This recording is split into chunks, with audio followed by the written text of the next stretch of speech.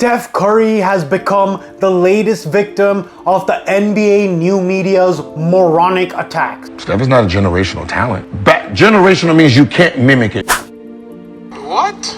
Not only are neither of these statements even close to being true, but they reek not only of but significant jealousy given the two players who are criticizing him. Cue my damn intro!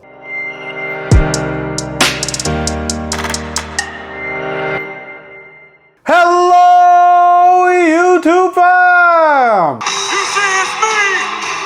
It's me! It's your boy, Big V! Here's a question. Who's more annoying than Golden State players? Golden State fans. I just want to preface by saying, I have no love lost for Steph Curry. In fact, it pains me to make this video.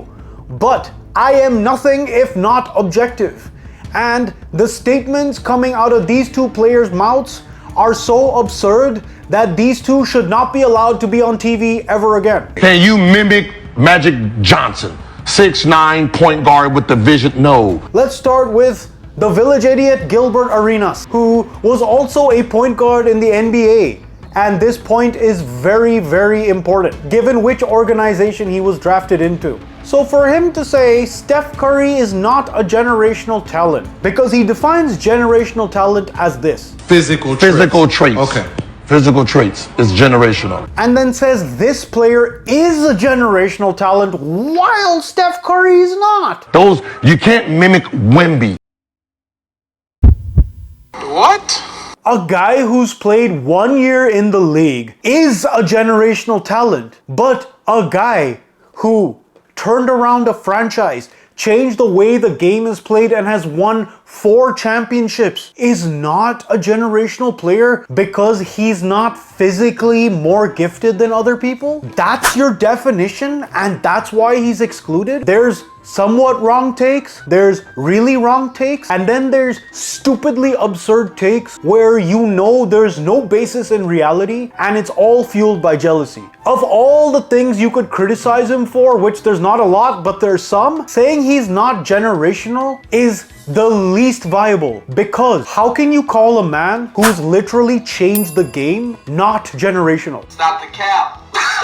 The prevailing moronic critique of Steph Curry today is that he ruined the game because kids are pulling up from 3. Literally, how can he be criticized for changing the game but then not be a generational player? Generational does not have anything to do with physicality, or physicality is not the only thing at all that represents generational talent. Not one person has even come close to replicating what Steph Curry has done. Generational means you can't mimic it. He has become the greatest shooter of all time. That in and of itself, that's a skill. He possesses a skill that nobody else has. He is a generational talent by all measures. But actually what's even more hilarious is that using Gilbert's stupid moronic line of thinking, Steph Curry's lack of physical traits, his small stature, actually emphasizes and punctuates his generational point. It doesn't take away from it at all. The fact that he's the smallest guy on the floor, but the best player, makes him doubly generational. The real reason why Gilbert Arenas is saying this, because, oh yeah, who's another point guard who was drafted to Golden State? Oh yeah, one Gilbert Arenas. But Gilbert Arenas did not pan out and then went to Washington,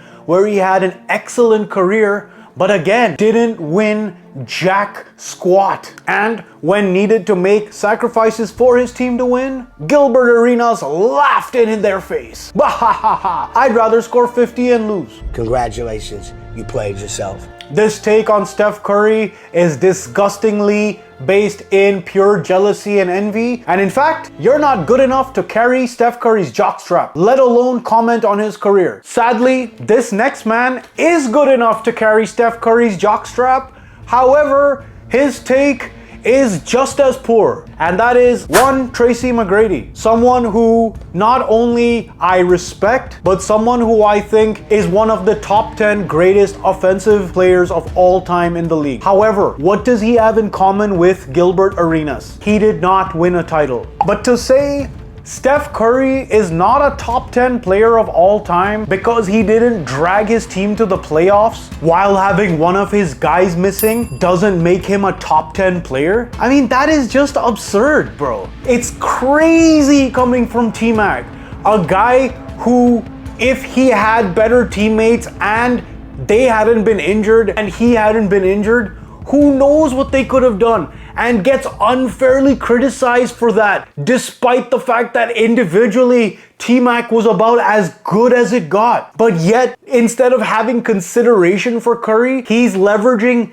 absurd prisoner of the moment takes. Because another way you could look at it is Steph Curry averaged 26, 5 and 5 with a true shooting percentage of 61% while missing Draymond Green and having Klay Thompson have an unprecedented career drop-off, all the while trading their top bench pieces because of Draymond Green. He still dragged this team to a play-in. You could also look at it that way, and that is absolutely top 10 player material. Put some respect on a guy's name who's won 4 titles and 2 MVPs and is the greatest shooter of all time by far. A man who has in the building range, a man who changed the game so much that defenders now are defending guys as soon as they cross half court. Stephen Curry is truly actually the definition of a generational player